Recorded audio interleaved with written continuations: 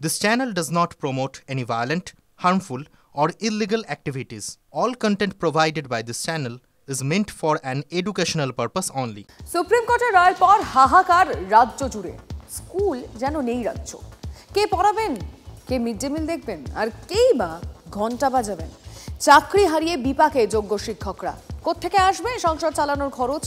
ইতিমধ্যেই 2 শিক্ষিকা আত্মহত্যার চেষ্টা করেছেন বলে আমাদের কাছে খবর। আর এই পরিস্থিতি অনেকটাই বদলাতে পারে যদি নতুন নিয়োগ তাড়াতাড়ি হয়ে যায়।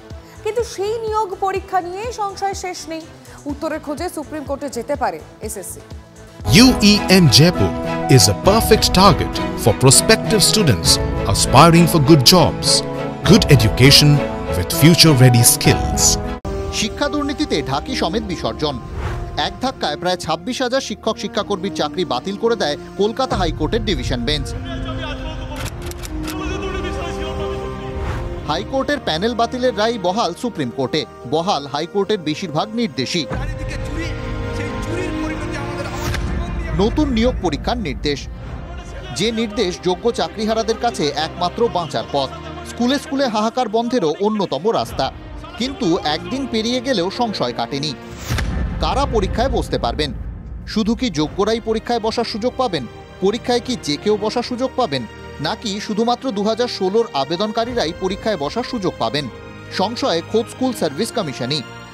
কিছু আমাদের লিগ্যাল ক্লারিফিকেশন যেটা বলে সেটা আমাদের নিতে হবে, যে কারা অংশগ্রহণ করবেন, এটা কি সম্পূর্ণভাবে সবাই করবেন, নাকি এটা যে পুরনো যারা আছেন তাদের মধ্যে সীমাবদ্ধ থাকবে, এটা তো সংশয়ের কথা।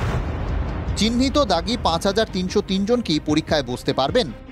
সংশয় রয়েছে তা নিয়েও। টেন্টেডরা তো হয়তো করতে পারবেন না, সবই জানবার ব্যাপার আছে। সংশয় কাটাতে আইনজ্ঞদের পরামর্শ নিচ্ছে স্কুল সার্ভিস কমিশন। প্রয়োজনে ব্যাখ্যা চেয়ে সুপ্রিম কোর্টের দ্বারস্থও হতে পারে এসএসসি। আমাদের আইনজ্ঞের সঙ্গে কথা বলেই মিটে যায় ভালো। হতে পারে যে মহামান্য আদালতের কাছেও একটা ক্লারিফিকেশন চাইতে হতে পারে। অর্থাৎ নিয়োগ প্রক্রিয়া শুরুর আগে শীর্ষ আদালতের কাছে স্পষ্ট রোডম্যাপ চাইতে পারে এসএসসি। সময় কতটা লাগতে পারে, সুপ্রিম কোর্টের রায়ে কতদিনে নিয়োগ তা স্পষ্ট করে লেখা নেই। কলকাতা হাইকোর্ট যখন রায় দেয় সে সময় লোকসভা নির্বাচন চলছিল। ডিভিশন বেঞ্চের নির্দেশ ছিল ভোটের ফল বেরোনোর 15 দিনের মধ্যে নিয়োগ প্রক্রিয়া করতে হবে। বৃহস্পতিবার মুখ্যমন্ত্রী বলেছিলেন, will accept the supreme court judgement. ওরা বলেছে 3 মাসের মধ্যে প্রসেস করতে, আমরা করে দেব। যদিও এসএসসি স্পষ্ট করে দিয়েছে 3 মাসের নিয়োগ প্রক্রিয়া শেষ করা সম্ভব নয়। 3 মাসের কথাটা রায় উল্লেখ নেই।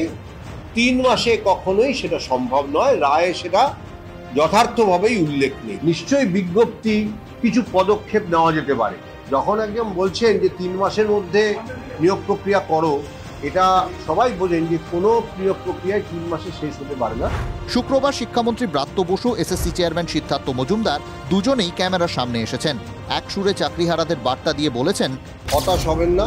মুখ্যমন্ত্রী যে মানবিক বার্তা দিয়েছেন, আমি আবার বলছি, তার উপর সমস্ত শিক্ষককে বলবো ভরসা রাখুন। কতদিনে সুখবর মিলতে পারে তার অবশ্য কোনো উত্তর নেই। সুমন মহাপাত্রের রিপোর্ট, TV9 বাংলা।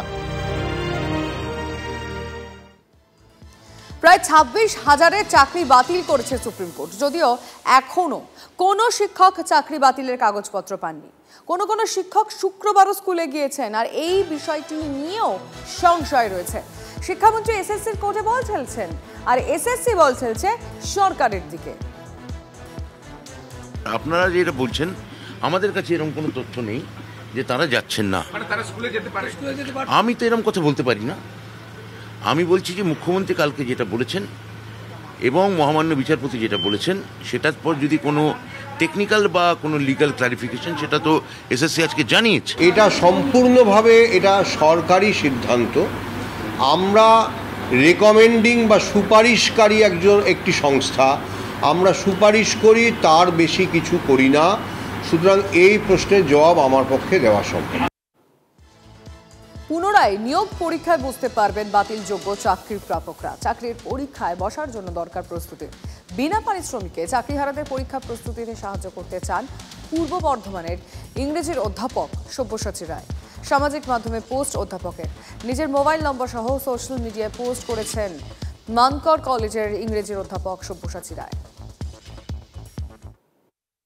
আমার বহু ছাত্রছাত্রী যারা এরকমভাবে যাদের একটা রায়ে চাকরি গেল, আমার মনে হলো যেটুকুভাবে পারি ওদের যদি আমি থাকতে পারি পাশে নাগরিক, একজন সহনাগরিক হিসেবে, তাহলে আমার মনে হলো এটাই আমার কর্তব্য। এবং অলরেডি প্রায় 60 জনের মতন ফোন আমাকে করেছে।